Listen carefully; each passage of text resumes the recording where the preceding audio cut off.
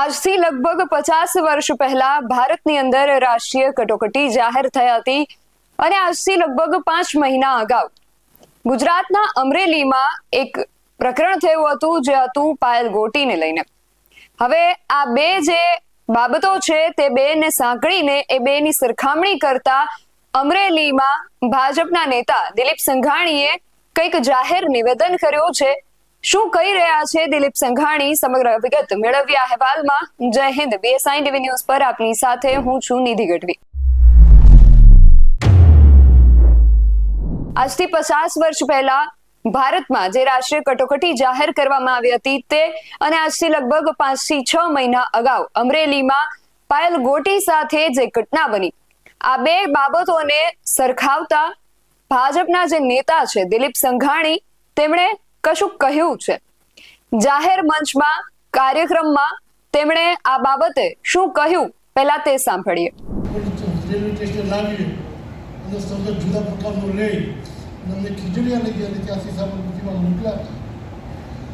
કાયદાનો દુરુપયોગ હમણાં આપણા મુખ્યમંત્રીએ કીધું, જેલમાં હોય ને ઘરમાં કુટુંબનું અવસાન થાય તો પણ એને છૂટ ના આપે। મિત્રો, કાયદાઓનું પાલન ન કરે, બંધારણનું પાલન ન કરે, કોર્ટના હુકમોનું પાલન ન થાય, આપણા જિલ્લાએ ખાસ કરીને સાવધાન થવું। તાજેતરમાં અશોક માંગરોળીના બાપુજી એની કેમ ધરપકડ થઈ, કેવું ખોટું થયું એના વિશે મારે ઉલ્લેખ નથી કરવો, પણ એના ફાધરનું અવસાન થયું, અંતિમ ક્રિયામાં જવાનું હતું, કોર્ટે જામીન આપ્યા હતા। આ જ સત્તાધારી આપણી પાર્ટીમાંથી એમને એના બાપુજીની અંતિમ ક્રિયામાં જવાનું હતું। અત્યારે કટોકટીના કાળ યાદ અપાવે એ દિવસોમાં કટોકટીમાં જો સંઘર્ષ કરીને ચૂપ ન બેઠા હોય, આજે પણ બંધારણના રક્ષણ માટે ચૂપ બેસવું કોઈ પણ માટે વ્યાજબી નથી। કાયદો અને બંધારણ બધા માટે સમાનતાથી હાલે ત્યારે સુરક્ષિત સંવિધાન, સુરક્ષા સંવિધાન, સમૃદ્ધિ સંવિધાન આપી શકે એ રીતનું તંત્ર ચાલવું જોઈએ। હું અપેક્ષા રાખું છું નવા કલેક્ટરશ્રી આપણે આવ્યા છે અને આખરી કાયદો અને કાનૂનના વડા તરીકે કલેક્ટરશ્રી હોય છે।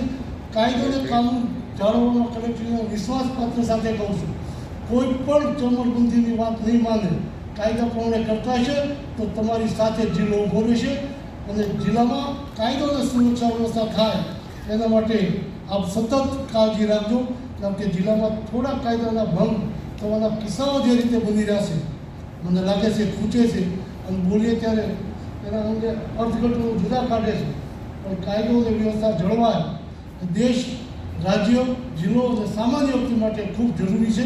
લાંબો સમય લેતો નથી। દિલીપ સંઘાણીએ અશોક માંગરોળિયાની વાત કરતા આ વાત જે કરી છે તેને લઈને આપનું શું માનવું છે અમને કમેન્ટ કરીને ચોક્કસથી જણાવજો। આવા જ વધુ અહેવાલો સાથે મળતા રહીશું। તમે મારી YouTube ચેનલને સબસ્ક્રાઇબ કરવાનું અને એમને Facebook અને Instagram પર ફોલો કરવાનું ભૂલશો નહીં। બાકી અવનવી અપડેટ્સ માટે આપ જોતા રહો BSI ટીવી ન્યૂઝ। નમસ્કાર।